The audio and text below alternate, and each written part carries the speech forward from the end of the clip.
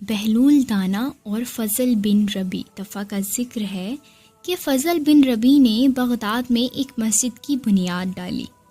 وہ اپنے ہی خرچ پر اسے بنواتا رہا۔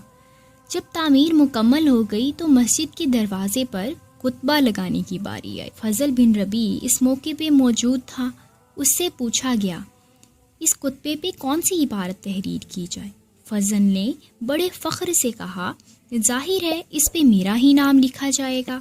بہلول دانا بھی قریب ہی سے گزر رہے تھے، وہیں سے پکار کر بولے حضرت فضل بن ربی، کیا آپ نے اس دیوانے کو یہ بتانے کی زحمت گوارا کریں گے کہ آپ نے یہ مسجد کس کے لیے بنوائی ہے؟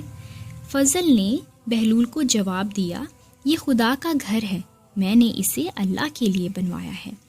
اس کے جواب پر بہلول مسکرائے اور پھر بولے آپ کا فرمانا بجا ہے کہ یہ آپ نے اللہ کے لیے بنوائی ہے، پھر اس پہ اپنا نام کیوں لکھوا رہے ہیں؟ فضل نے بڑے غصے سے بہلول کی طرف دیکھا اور بولا کیوں، میں اپنا نام اس خطبے پر کیوں نہ لکھواؤں؟ آخر لوگوں کو معلوم ہونا چاہیے کہ اس مسجد کو بنوانے والا میں ہوں۔ بہلول نے مسکراتے ہوئے کہا تو پھر میرا نام لکھ دو، لکھوا دو، اس مسجد کا بانی بہلول ہے۔ فضل نے ناگواری سے بہلول کو دیکھا، عجیب دیوانے ہو تم بھی، بھلا تمہارا نام لکھوانے کی کیا تک بنتی ہے؟ چلو نہ صحیح میرا نام نہ لکھواؤ، اپنا ہی لکھوا لو تاکہ تمہاری شہرت اور تمہاری نیک نامی ہو، لیکن پھر ثواب کا خیال اپنے دل میں نہ لانا۔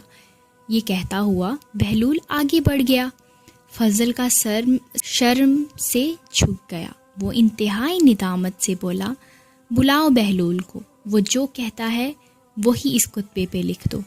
لوگ بہلول کے پیچھے دوڑے اور اس سے پوچھنے لگے کہ خطبے پر کیا لکھا جائے، تو وہ بولا قرآن پاک کی آیت سے بہتر اور کچھ نہیں جو اس خطبے پہ تحریر کی جائے۔ فضل نے بھی اس کی تائید کی اور مسجد کے خطبے پہ آیت قرآنی لکھوائی گئی۔